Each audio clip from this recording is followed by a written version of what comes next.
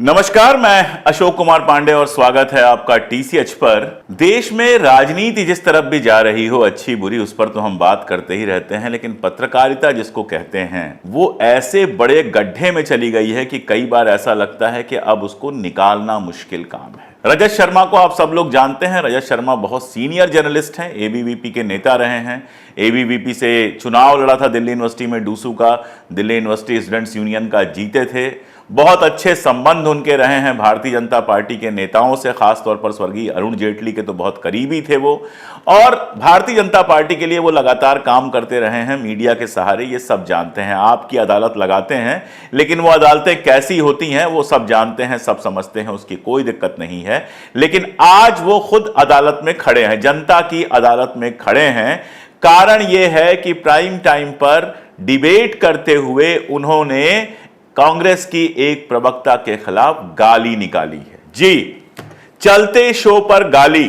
ये वीडियो देख लीजिए, फिर और बात करते हैं। लेकिन आप समझिए, मैंने क्या कहा था उसको मत मिसकोट करिए। मैंने कहा था कांग्रेस अगर 90 सीटें भी जीत ले तो उसकी जीत मानी जाएगी। नरेंद्र मोदी, ये दर्शक देख रहे हैं, आपने कहा था कोई बड़ी बात नहीं है, मैं सुन रही थी आधे घंटे से। सुना आपने, एक झटके से समझ में नहीं आता है, थोड़ा स्लो करके, इसीलिए ये वीडियो मैंने चलवाया लास्ट का। जब आप उसको सुनते हैं तो समझ में आता है कि रागिनी नायक उनको काउंटर कर रही थी। अब चुनाव के पहले तो रजत शर्मा बिल्कुल 400 पार करवा रहे थे। आप लोगों को वो इंटरव्यू भी याद होगा जिसमें वो इंटरव्यू था नहीं, बल्कि मैं कहूंगा कि उनके टीवी चैनल पर बाकायदा प्रधानमंत्री मोदी की सभा करवाई गई थी। सामने ढेर सारे दर्शक बैठे गए थे और बाद में यह बताया गया कि उन दर्शकों को बाकायदा चुन के बुलाया गया था कि किसको किसको बिठाना है, और उन्हीं लोगों को बिठाया गया था जो भारतीय जनता पार्टी के, नरेंद्र मोदी के समर्थक हैं। उन सबको सामने बिठाया गया, मोदी जी ने भाषण दिया और रजत शर्मा पर्चियां खोल खोल कर राहुल गांधी के बारे में उल्टा सीधा कह रहे थे, विपक्ष के बारे में उल्टा सीधा कह रहे थे, और मोदी जी की चमचागिरी तो मतलब इस लेवल पे जाके कर रहे थे कि शायद भारतीय जनता पार्टी के लोग भी उस लेवल पर ना जा पाए। ऐसे तो हमारा जो main stream so called media है, जो टीवी चैनलों पर आता है, वो पूरा का पूरा लगभग बर्बाद हो चुका है। वहां केवल सत्ता के प्रेम के अलावा आपको कुछ नहीं दिखता। इंडिया टुडे के मालिक की जो बेटी हैं, उन्होंने तो अपने प्रोग्राम में कह दिया, सामने आके कह दिया कि सरकार की मुखालिफत करना हमारा काम नहीं है, हम तो सरकार का साथ देते हैं। बाकी किसने किसने क्या किया है, मोदी जी के कितने इंटरव्यूज आए और उन इंटरव्यूज में कैसे कैसे सवाल पूछे गए। नविका कुमार पूछती हैं उनसे कि ये चुनाव तो सिर्फ फॉर्मेलिटी है, चुनाव तो पहले से जीता हुआ है। यह अलग बात है कि जब 240 पे संख्या रुक गई, 272 तक नहीं पहुंच पाई, तो इन पत्रकारों के पास कोई जवाब नहीं था कि इतना माहौल इन्होंने जो बनाया वो किस लिए बनाया। कुछ ने थोड़ा बहुत उसी में उल्टा सीधा बदल लिया, और अब जब भारतीय जनता पार्टी से जुड़ा हुआ एक कार्यकर्ता ये कह रहा है कि नरेंद्र मोदी वहां पर जो 1.5 लाख वोट से बनारस में जीते हैं वो जीते नहीं हैं, जितवाया गया है, तो सब खामोश बैठे हुए हैं। वो भी देख लीजिए, वो वीडियो भी जो वायरल हो रहा है उसको भी देख लीजिए। विपरीत परिस्थितियों में जिसने भारतीय जनता पार्टी का साथ दिया उसको ये लोग लात मार के बाहर निकाल दिए। अरे अपनी सीट छोड़ के दिखाइए ना, आप कौन से बड़े तुर्रम कहां हैं। आखिर नरेंद्र मोदी जी जो 1.5 लाख वोट पाए, वो भी किसी तरीके से दिलाया गया उनको, वो हार के बराबर है, पर वो प्रधानमंत्री बनेंगे।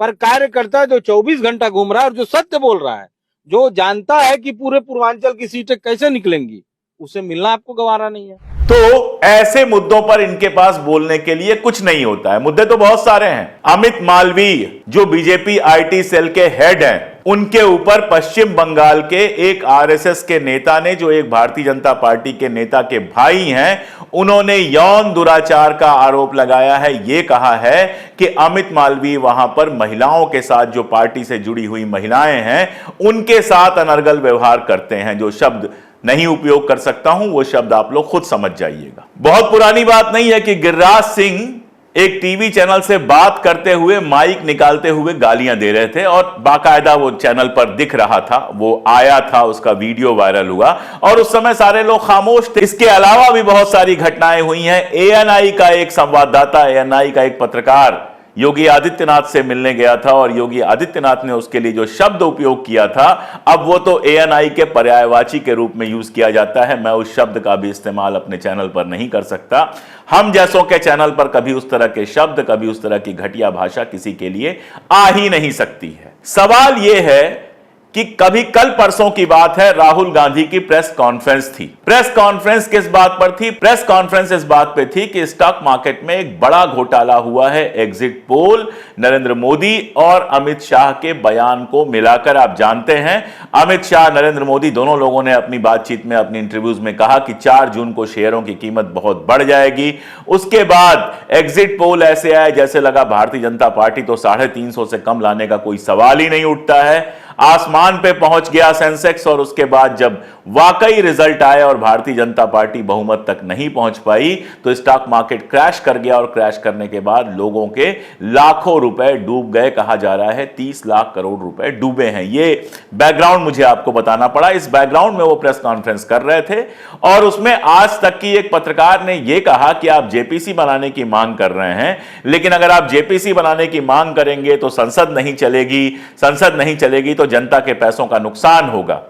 अब जेपीसी बनाने की मांग गलत है या जेपीसी बनाने की मांग नहीं मानना, ये उन्होंने नहीं कहा। ये भी उन्होंने नहीं कहा कि इतना बड़ा घोटाला हुआ है तो सरकार को हर हाल में जांच करानी चाहिए। इस तरह का सवाल पूछा और उस पर राहुल गांधी ने, जिनको पता है अच्छी तरह से कि पूरा गोदी मीडिया 24 घंटा उनके पीछे लगा रहता है, उन्होंने पलट के कहा कि क्या मैं आपको टी शर्ट दे दूं जिस पे भारतीय जनता पार्टी का आप लोगो लगा सकें।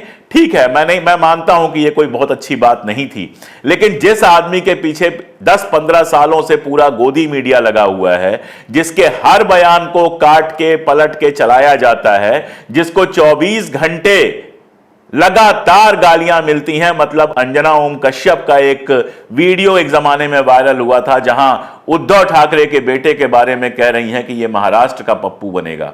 यह भाषा पत्रकारों की है हमारे यहां। रजत शर्मा खुद उस शो में, जिसमें मोदी जी की सभा चल रही थी, कार्यक्रम के अंदर मोदी जी उसके चैनल पर खड़े होकर सभा कर रहे थे, वहां राहुल गांधी के लिए इस तरह के शब्द का उपयोग कर चुका है। ऐसे में राहुल गांधी अगर बिफरते हैं गोदी मीडिया के ऊपर तो उसको समझा जाना चाहिए।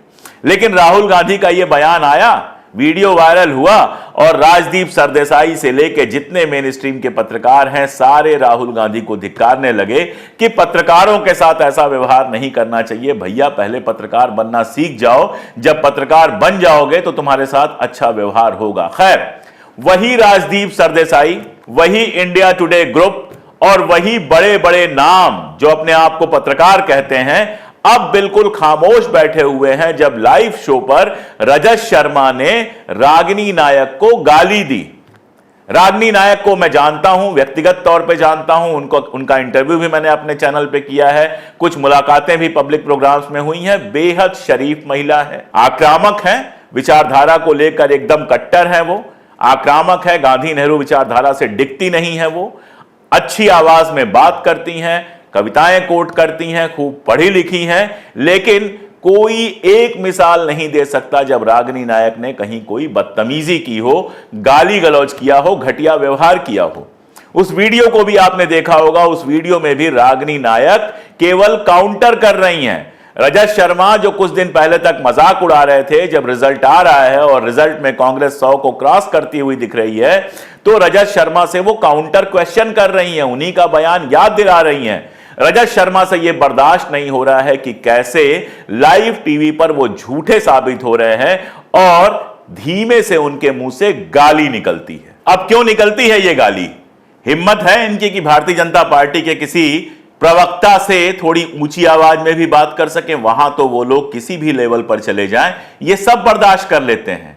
इनकी हिम्मत है कि प्रधानमंत्री को बुलाया था सभा में तो रोजगार पर एक सवाल कर लेते। इनकी हिम्मत है कि प्रधानमंत्री से कहते कि आपने गरीबी मिटाने की बात की थी, यहां इतने करोड़ लोगों को आप मुफ्त राशन बांट रहे हैं, इसका मतलब यह हुआ कि गरीबी और बढ़ रही है। क्या इनकी हिम्मत थी पूछने की कि आपके गृह मंत्री और आपके रक्षा मंत्री चिल्ला चिल्ला कर कह रहे हैं कि पीओके को हम अपने कब्जे में ले लेंगे?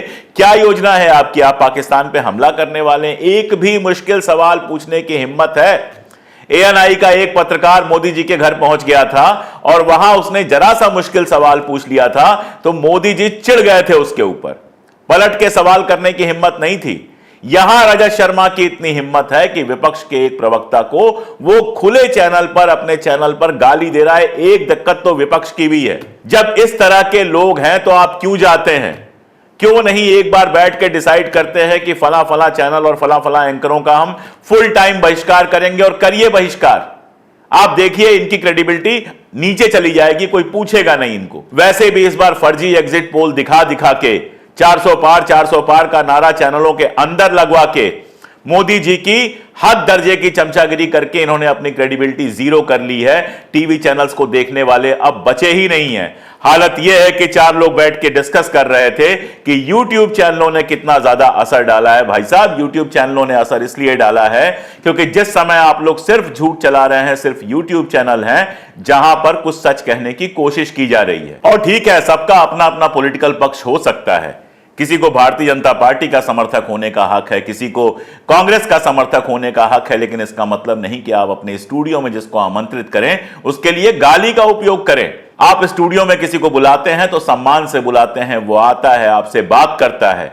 और रागिनी नायक एक महिला भी हैं, एक बेहद सम्माननीय महिला भी हैं, कांग्रेस की प्रवक्ता हैं। उनके साथ अगर यह गाली गलौज का प्रकरण हुआ है तो ये सारे पत्रकारों को खड़े होकर हाथ जोड़ के माफी मांगनी चाहिए, रजत शर्मा की तरफ उंगली करनी चाहिए कि इस आदमी ने पत्रकारिता पर काला धब्बा लगा दिया है। और यही मांग भी हो रही है। कल रात को भी मैंने लिखा था और भी बहुत सारे लोगों ने लिखा है, यह मांग हो रही है कि रजत शर्मा माफी मांगे। वैसे तो किसी को गाली देना भारतीय न्याय संहिता के हिसाब से अपराध है, उसमें सजा हो सकती है। अगर कांग्रेस कोर्ट में जाए इस मामले को लेकर तो उनको सजा भी हो सकती है, मुकदमा भी झेलना पड़ सकता है। लेकिन कितना अच्छा होता कि ये जो गलती हो गई है उसके लिए रजत शर्मा हाथ जोड़ के माफी मांग लेते कि बहन मुझसे गलती हो गई, माफ करो।